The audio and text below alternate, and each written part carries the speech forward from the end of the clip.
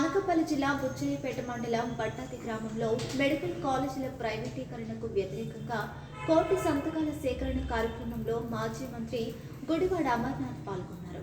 ఈ ప్రభుత్వం తీసుకున్న నిర్ణయం ప్రజా వ్యతిరేకమని వ్యాఖ్యానించారు. గతంలో జగన్మోహన్ రెడ్డి ముఖ్యమంత్రిగా ఉన్నప్పుడు ప్రతి జిల్లా పార్లమెంట్ పరిధిలో మెడికల్ కాలేజ్ ఉండాలనే సంకల్పంతో కాలేజీలు ప్రారంభించాలని చెప్పారు.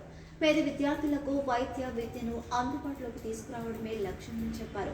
వైఎస్ఆర్సీపీ మళ్లీ అధికారంలోకి వస్తే మిగిలిన కాలేజీలను పూర్తి చేస్తామని ప్రకటించారు. ఈ నెల 12న రాష్ట్ర వ్యాప్తంగా భారీ ర్యాలీలు నిర్వహించనున్నట్లు తెలిపారు.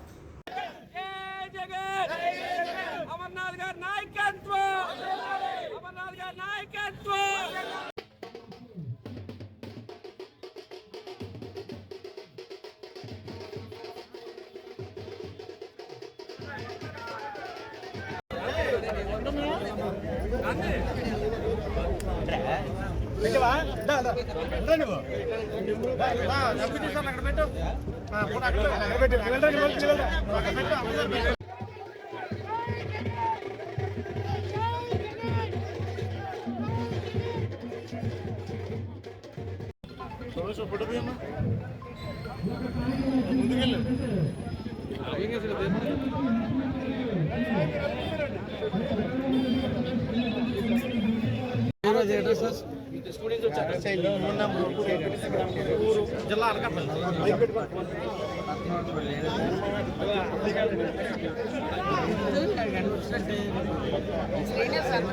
ప్రజా వ్యతిరేక నిర్ణయం అయినటువంటి ప్రభుత్వ మెడికల్ కాలేజీలని ప్రైవేట్ పరం చేసేటటువంటి నిర్ణయం రాష్ట్రంలో దాదాపు 100 సంవత్సరాలుగా కేవలం 11 మెడికల్ కాలేజీలు మాత్రమే ఉంటే ఆ రోజు జగన్మోహన్ రెడ్డి గారు ముఖ్యమంత్రిగా ప్రతి జిల్లాలో ప్రతి పార్లమెంట్ పరిధిలో కూడా ఒక medical college super speciality hospital ఉండాలని చెప్పి దాదాపు 8,500 కోట్ల రూపాయలు పెట్టి ఇవన్నీ కూడా పూర్తి చేసి రాష్ట్ర వ్యాప్తంగా పేద విద్యార్థులు ఎవరైతే ఉన్నారో వారికి వైద్య విద్యని మరింత చేరువ చేయాలనేటువంటి ఉద్దేశంతో చేపట్టినటువంటి ఒక గొప్ప కార్యక్రమం.